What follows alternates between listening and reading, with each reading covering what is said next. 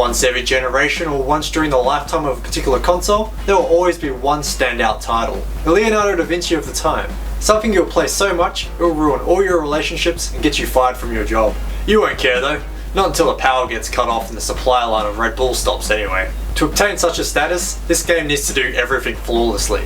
You'll finish playing, look back on the tattered remains of your life, and exclaim, "Worth it!" In this case, it's very hard to find a fault with Metal Gear Solid on the PlayStation 1, released by Konami in 1998. A very special thank you goes to Wes from the Retro Console forums for donating this game to the show. You're keeping the retro game on machine moving, my friend. Thank you again. Just be warned, this will most likely be an in-depth and long review. It is an action-adventure heavily ingrained with stealth gameplay after all. So hold on to your nuts, tighten your seatbelt, and let's delve into Metal Gear Solid.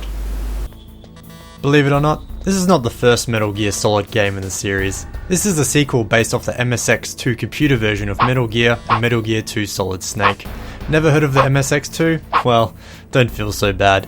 Neither has anyone else besides from your terrible computer science teacher who hasn't partaken in any additional IT training since before the Gulf War. There was an NES and Famicom port as well, but they seem to be heavily altered and didn't involve Hideo Kojima, so let's forget about those. Who's this Hideo chap anyway? Well, you should be ashamed for not knowing. Bow your head in respect, but he's the brainchild behind the Metal Gear series. This is a very cinematic release, and he invented that in regards to video games. Nothing was remotely like a movie before this. The world was full of games with terrible voice acting and stories that made no sense. We put up with it because we're all stupid sheep, hitting each other with logs and not knowing any better. But Hideo Kojima changed all this. Metal Gear Solid revolves around the heroine of the first two games, Solid Snake, as he infiltrates a nuclear weapons disposal facility that's been taken over by terrorists, who just happen to be old chums of his. It's a solo mission because the government doesn't want the whole situation going public, but unlike other games, you can't just go in guns blazing. This is a stealth game. It even says tactical espionage action on the tin. Getting shot in this game is a very bad thing, very much like in the real world surprisingly.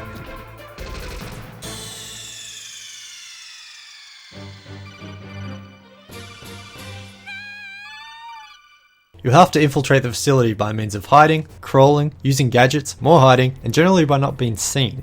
Getting shot usually results in an instant death, so it's in your best efforts to pay attention to your surroundings and think about the consequences of what you're about to do.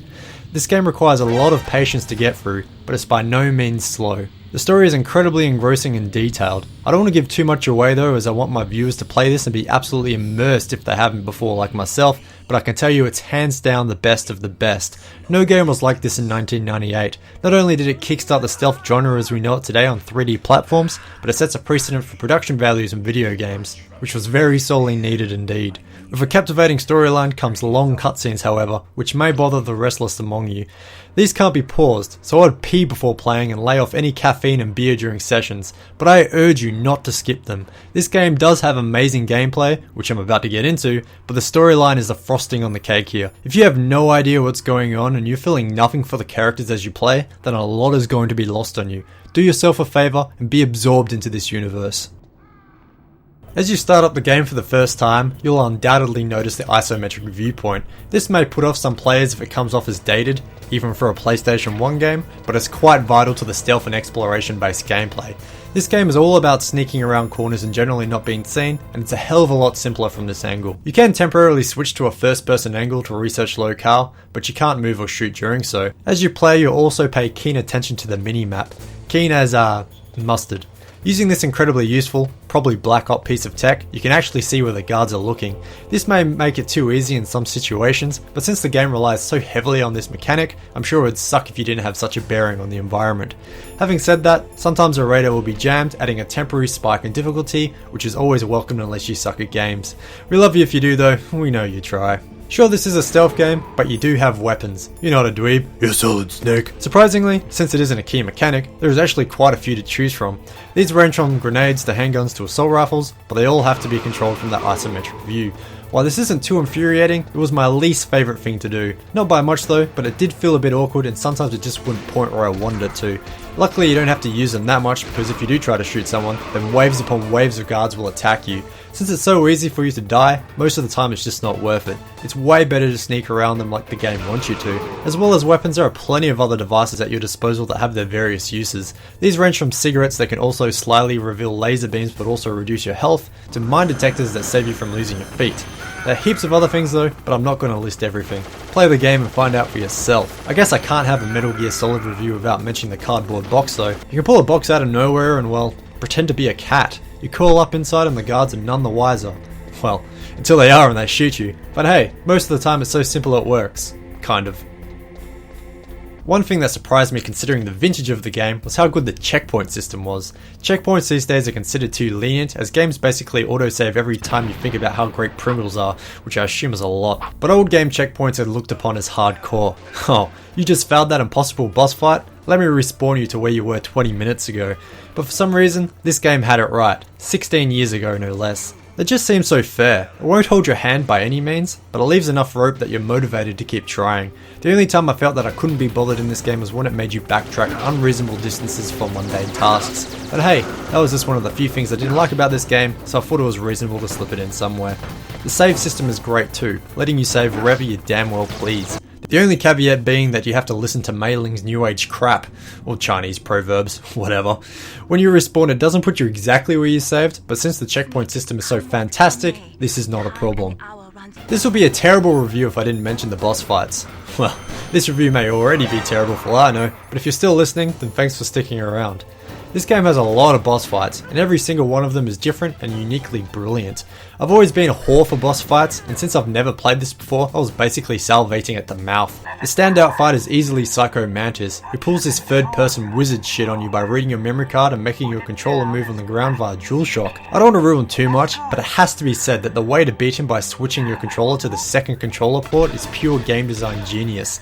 A lot of lateral thinking went into this game, and that makes it incredibly special. The graphics in this game are really showing what the PS1 was capable of at the time. Some may pawn these off as being murky and colourless, but that's sort of the point. It's an isolated island in Alaska that deals in nuclear weapons after all, and over everything, it's just been taken over by terrorists. If I was that island, I'd be pretty depressed too. If you look deeper, a lot of attention has obviously been put in. Since there was a lot of exploration involved, the levels are quite large. Everywhere looks different to everywhere else, and there is a surprising amount of diverse texture maps. This was also one of the first games to incorporate camera views from within the level for cutscenes, as opposed to them being pre-rendered. I guess this was to save on space since the cutscenes are so bloody long, but it does a good job of keeping you immersed in the story. Sudden cuts to pre-rendered cutscenes have caught me off guard before.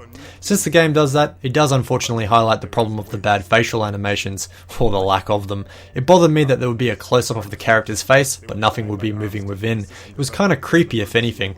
I know this might be a bit nitpicky considering the age of the game, but I swear titles of similar vintage did better.